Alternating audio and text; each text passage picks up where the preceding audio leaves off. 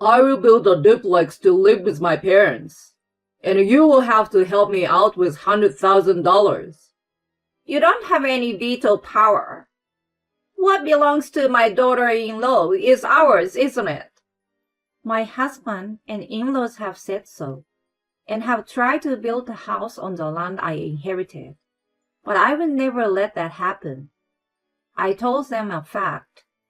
But I'm already single. My name's Sarah, and I'm a 34 years old office worker. After graduating from college, I got a job at a securities company and worked hard. I enjoyed my work because the more I did it, the more result I got. So I just spent my days focusing on work, and I found myself being entrusted with a good position. I was making a lot of money and had a lot of savings now.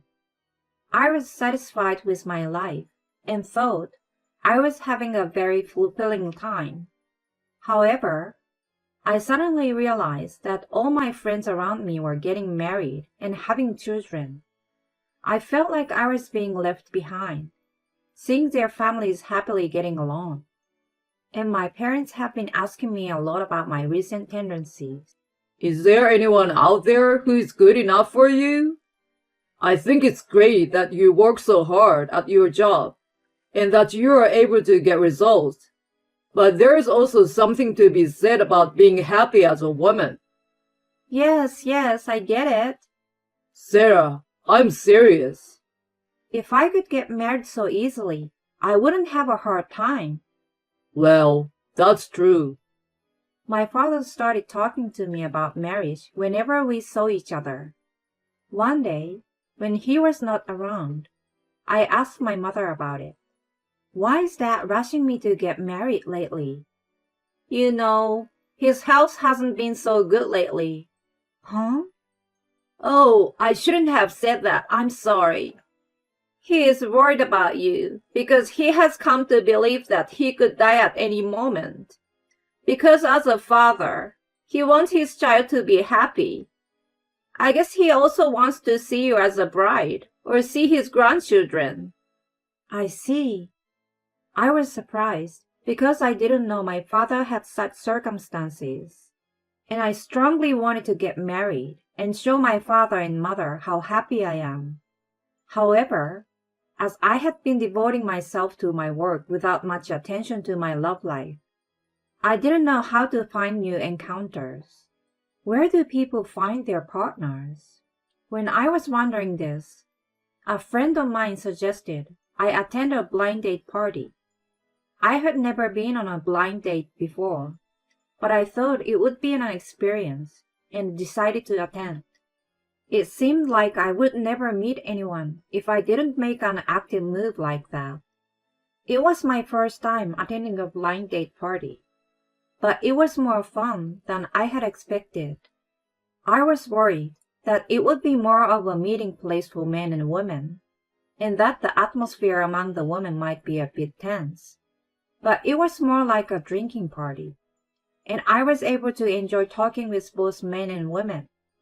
The men and women were all very kind and nice, and the conversation was lively no matter who was next to whom.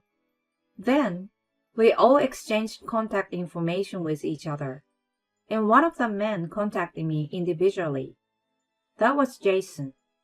Jason was 29 years old, 5 years younger than me. I think he was the youngest of all the participants at the party. He was also good looking and was very popular among the other women. I was surprised when he contacted me, but I was even more surprised when I saw the content of his message. He told me that he had enjoyed talking with me so much that he wanted to meet me alone this time. I didn't expect such an invitation from him, but I was very happy, and I immediately agreed to meet with him.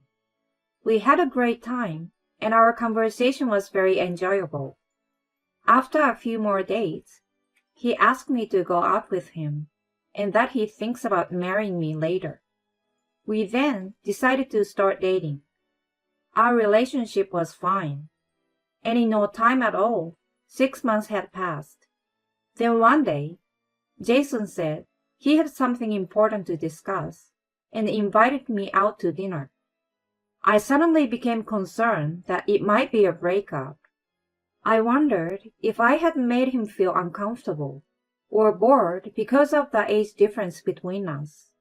I was very scared, but I gathered up my courage and went to the restaurant where I was to meet him. And I was having dinner with him anyway, but I was not in the mood. The meal seems to be the same as before, but I still hadn't heard what the important thing was. Will he talk about a breakup after this meal? Is this the last supper we will take together? If so, I forgot to taste it. I was thinking about that and didn't realize I was being called by name. Sarah, Sarah, are you listening? Oh, I'm sorry. I'm about to tell you something important, so please listen to me. I knew he was about to tell me something important, and I braced myself. Then he said, Sarah, will you marry me? Let's have a life together from now on. For a moment I did not understand what he was saying. Then finally, after some delay, I understood it in my head. What? Marriage? Seeing my surprise, he anxiously asked me if I would reject. No. I was just a little surprised. I took a deep breath, looked Jason straight in the eye, and replied, I'm very happy to be together with you. Jason looked very happy when I accepted his proposal. I couldn't stop smiling. I had not expected a marriage proposal in such a short period of 6 months of our relationship. So I thought he was completely on the break track. And since I was in such a state, the proposal made me many times happier. Then we reported our marriage to each other's parents. My father and mother were very happy and congratulated us many times. After the wedding greetings and the meeting of both families, we were successfully married. Many of my friends and colleagues congratulated us at the wedding, and I felt my happiness growing. Then we went on our honeymoon and started our life as husband and wife. My honeymoon with my husband was very happy. I was surprised at how happy I was, just to be with the person I loved all the time. Sarah, welcome home. Dinner is ready. Oh, thank you. My husband always finishes work earlier than me and arrives home before me, and he prepares dinner for me. I used to prepare dinner by myself after coming home from work after a long day of work, and I'm extremely grateful to him for doing that. Thanks to my husband's hard work, I'm able to focus even more on my work. As I ate my husband's home-cooked meals, I felt deeply happy that I had married him. I was able to fulfill one of my filial piety by showing my father how I got to be a bride, and living with my partner was definitely the happiest time of my life. However, I would later come to regret that this marriage was a mistake. The first signs of this began to appear about 6 months after our marriage. One day, I looked at the bank book of our couple's shared account, and there was a withdrawal that I didn't remember. For some reason, $500 had been deducted from our shared account. We put a little money into this account every month, but I had never made a single withdrawal. So my husband was the only one.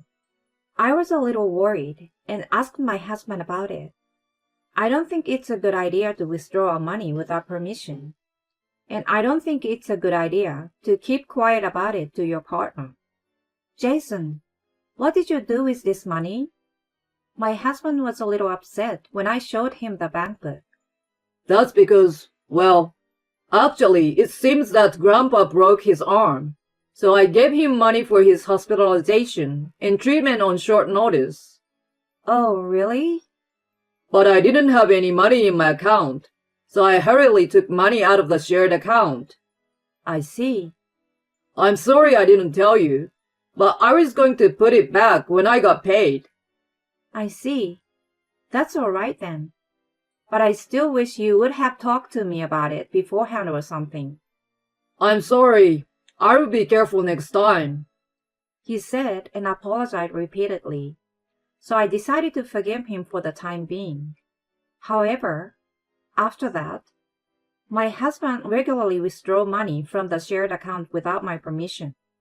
Each time I asked him what he used the money for, he gave me a reasonable excuse, but I gradually became suspicious of him. Then, I couldn't stand it any longer and went a little hard on my husband. Hey, you're spending too much money on your own, don't you think? And Jason, you don't put money into the shared account at all anymore. I want you to explain to me what's going on, because if you don't, I won't be able to trust you anymore. When I said this angrily, my husband started to get upset. I'm using the money for our family. The money in our shared account is ours to begin with. So what's wrong with me spending it? I'm not saying you shouldn't spend it.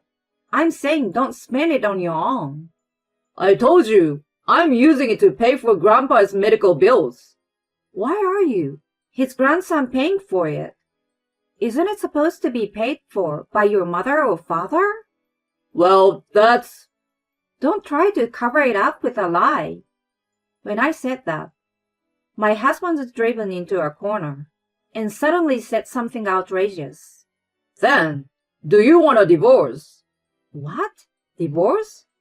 If you doubt me that much, it will be difficult to continue our marriage. Wait a minute. I'm not thinking that much about divorce. Then be a little nicer to me. I'm spending the money in our shared account, and I'm sorry for that too. Okay. I was still in love with my husband at this time, and I didn't want to get a divorce because then I wouldn't be able to show my parents their grandchildren's faces. However, I would later regret that I should have divorced him quickly at that time. Since then, my husband has become a little cold toward me. He used to prepare dinner for me, but he stopped doing housework. And lately, when I come home, more often than ever, my in-laws are there. Molly and Ronald, what is going on with you? I'm here to see my son. Is it a bad thing? Sarah, how can you walk till late while we are here? Did you not want to see us? No, it's not like that. She's a workaholic. She's also a tightwad when it comes to money. Well, that's an apt description. My in-laws laughing at me and making fun of me. I was fed up with the situation where I came home from work and my in-laws were there. This would still be better if I worked more overtime and came home just before the last train. After that, my in-laws would come over to my house and my husband would have a friendly chat with them. I also thought it was kind of weird because as soon as I come home from work, they will leave as if this is a sign. My mom and dad would leave quickly because you always looked so uncomfortable. I was shocked when he really said something like that to me. Was it my fault? I'm just working hard. Why should I be told such a thing? I was starting to get pretty stressed out over my husband's attitude and my in-laws' attitude. Besides, while I was working so hard, my husband was having a nice conversation at home with his parents, who came home before me.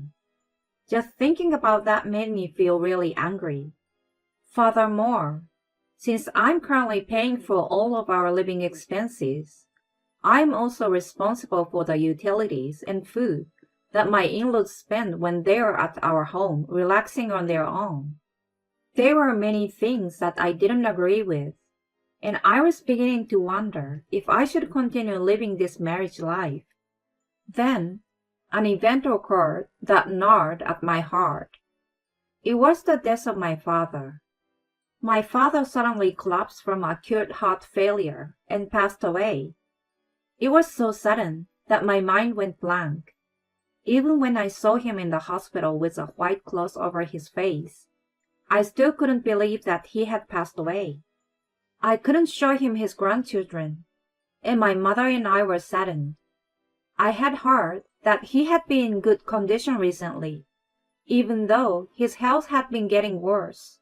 Then, I was suddenly told that he had passed away, and my emotions were not able to catch up. But despite of my grief, I knew that I had to make sure my father's funeral was held properly.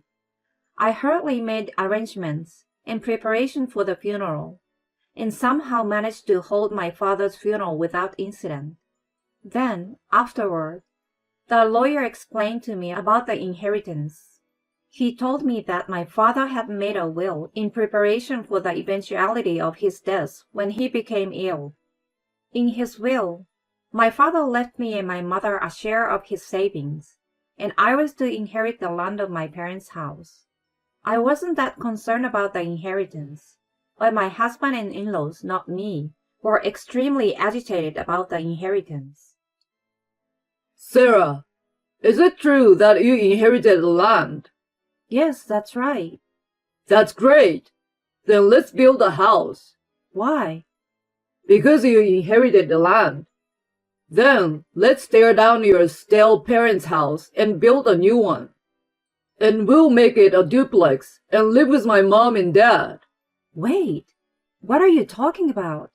I'm not going to do that. The land is mine, but my mother still lives in the house. Why don't you just say something nice and ask her to move somewhere else? Don't be silly. There's no way I could do such a terrible thing. What the hell? We are a couple. You could at least listen to me a little bit. Every single time you ask me for something, it's too much. I'm not asking you to do anything unreasonable. Living with my parents and building a new house, those are two things I'm asking for. Nothing too hard. I'm saying that's unreasonable. I didn't think my husband could be this difficult to talk to. But I would never let him build a house. I had thought of various countermeasures, but my husband was tougher than I had expected. He brought his parents to our house every day and told me that he was going to build a two-family house with the three of them. They also showed me materials they had obtained from a real estate agent and seems to be steadily preparing to build the house.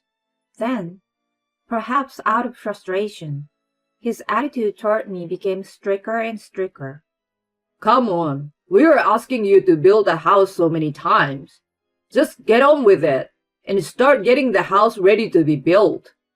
You are too slow to act. No, I don't approve. I don't care what you approve or disapprove of. You married Jason. You do what he says. It's really hard for me to keep listening to them yell at me like this when I come home tired from work. But I don't leave it at that. I'm secretly making preparations. Then one day, my husband and in-laws must have gotten impatient because they tried to subdue me by raising their voices and looking even scarier than usual. I'm going to build a two-family house to live with my parents, and I want you to help me with $100,000. You don't have any veto power. We are already on the verge of moving forward with a real estate agent. What belongs to my daughter-in-law is ours, isn't it? My husband and in-laws have said so, and have tried to build a house on the land I inherited. But I will never let that happen. I told them a fact, but I'm already single. What are you talking about? My in-laws are upset by my statement. Jason, have you forgotten that you stuck divorce papers in my face? You have been shoving filled-out divorce papers in my face lately when things don't go your way. I have filed them. I'm sick of you threatening to build a house on my inherited land. So I let you become strangers to me. Then the land will no longer be any of your business. Bullshit. I don't accept that. That's right. That divorce is null and void. I will sue you for divorcing without permission. The in-laws were furious with me, but I couldn't lose. I'm sorry, but divorce is final because Jason, you're having an affair. Me? What are you talking about? You don't have to be so defensive. I had the credit agency investigate, and I got a bunch of pictures of you bringing a woman into my house during the day. I also found out that you quit your job without my knowledge. No wonder you've been spending all the money on the shared account.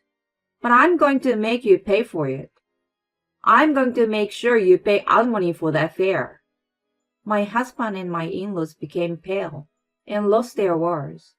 For now, can you just pack up your stuff and leave? This apartment is rented in my name. If you continue to stay here, I will call the police. Wait a minute. Police? From my point of view, it's more disturbing to have strangers in my house. I said that and took my phone and made it easy to understand. Let's see, it was 911. I said. Then my husband and in-laws rushed out of the house. I immediately locked the door. After that, I filed a claim for alimony against my husband and the adulterer through a lawyer.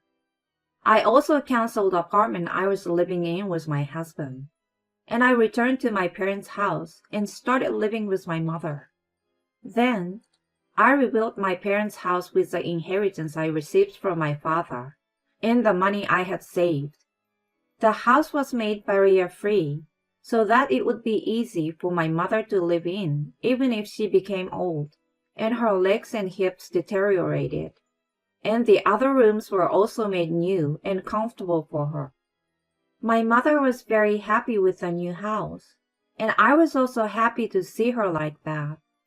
By the way, my ex-husband and in-laws are now spending their days in a state of isolation, not being taken seriously by anyone around them. They had been bragging to the neighbors that they were going to build a new 2-family house, but as a result, they were abandoned by me. There was no more talk about the new house. And then, word spread about my ex-husband's infidelity. So the neighbors are giving them the cold shoulder. Furthermore, my ex-husband has already quit his job. So my in-laws are now paying the alimony that my ex-husband has to pay every month on his behalf, while supporting him who doesn't work. I feel sorry for them, but I also feel good about it, because they were the ones who have directly caused me pain. I'm going to take their example as a lesson to me and try to live my life honestly and find happiness in an independent state. It's tricky because it's hard to tell the difference between truly nice people and people who pretend to be nice at first before they approach you and reveal their true nature. I thought it was wonderful that Sarah was resolute in talking back to her in-laws. It's also great that she hired a credit agency to uncover her husband's infidelity. Now that you were able to cut off the troublesome people, I hope you can meet a wonderful man this time and have a new happy marriage. I wish Sarah all the best for the rest of her life and all the happiness in the world.